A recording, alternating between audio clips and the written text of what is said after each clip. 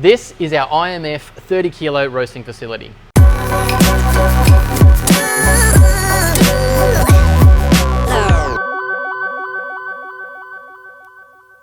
G'day everyone, I'm Luke Floyd and welcome back to the Artistic YouTube channel, where we guide you through all things coffee. So you don't miss out on any of our videos, make sure you like and subscribe and hit that bell button and you'll be notified when we whack up our next video. This is our 30 kilo IMF roasting facility. It comes out of Orchabello in Italy and it's a little bit different. It's actually a hot air roaster rather than your traditional drum roaster. A hot air roaster, as opposed to a drum roaster, allows us far more airflow and control to give us a much cleaner and crisper coffee. We've had it for about 4 years now and we absolutely love it. Because we did come from a drum roaster, we did struggle a little bit in the beginning because there is so much control with the airflow and heat that you can have in this machine. But now we're really happy with the quality of the coffee we make. So there's 7 main parts to the IMF roaster, which I'm going to take you through. So let's start at the green bean loader. So this is where it all starts. This is our green bean loader and it allows us to weigh in 30 kilos of coffee at a time. Now IMF actually produce a 480 kilo roaster at a time, so you can imagine how big this would be loading in that amount of beans. And what it does is it will actually suck it straight up through this pipe and pop it straight into the pre-load hopper on top of the roaster, ready to go in.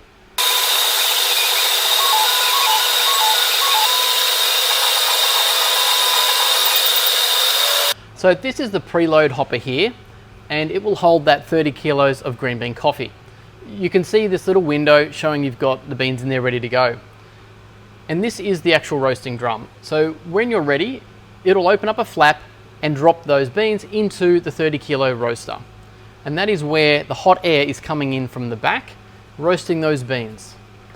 And to be able to do that efficiently, you need to be able to have some amazing control.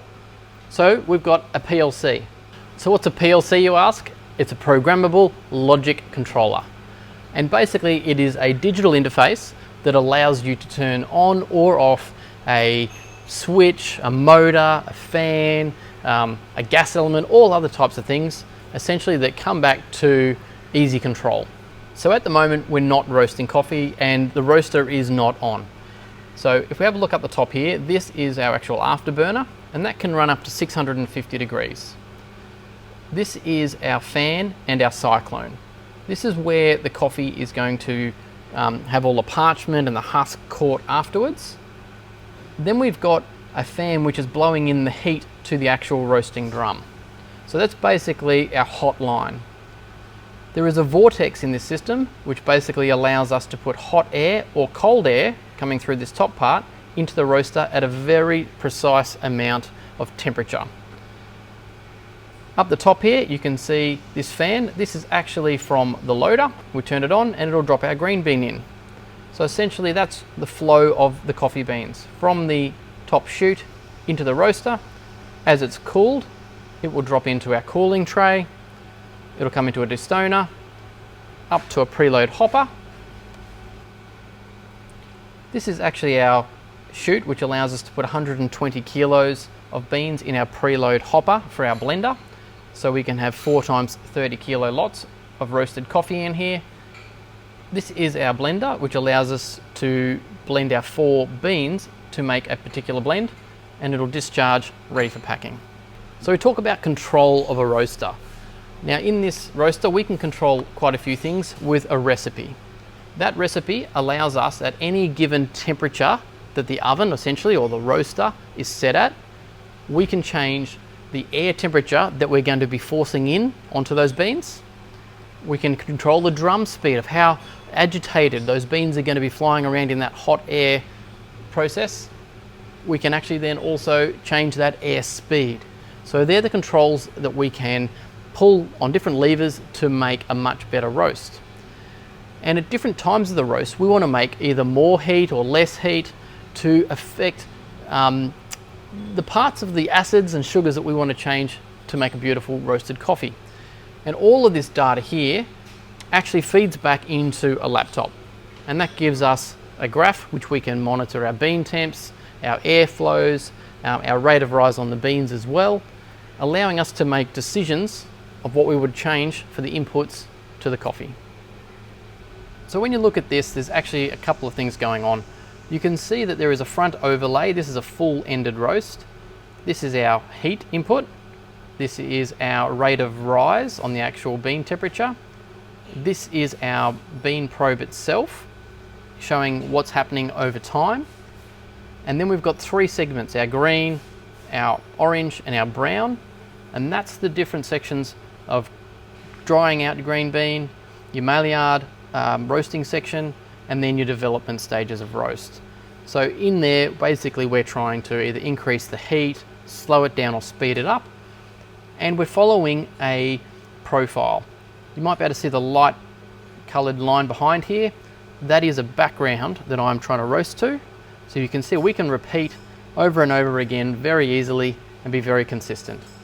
In this particular roast, I wanted to come a little bit quicker.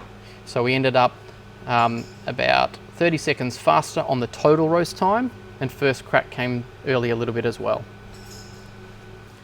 So while the beans are roasting, you can look at the eyesight here and essentially take a sample of the roast.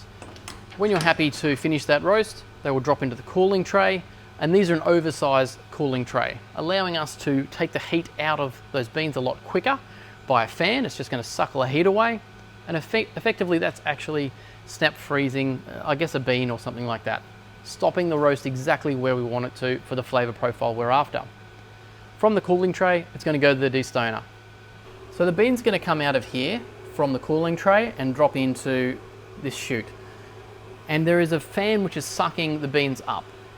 We have a valve here which allows us to increase or decrease the amount of air at that same suction.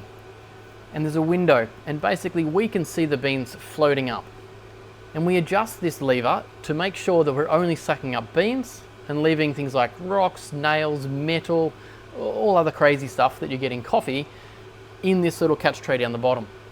Now we're finished for today, and I want to show you what's inside here, because there are a few beans, but when you start to look through it, there are things like volcanic rock. This is super common to get a lot of rock.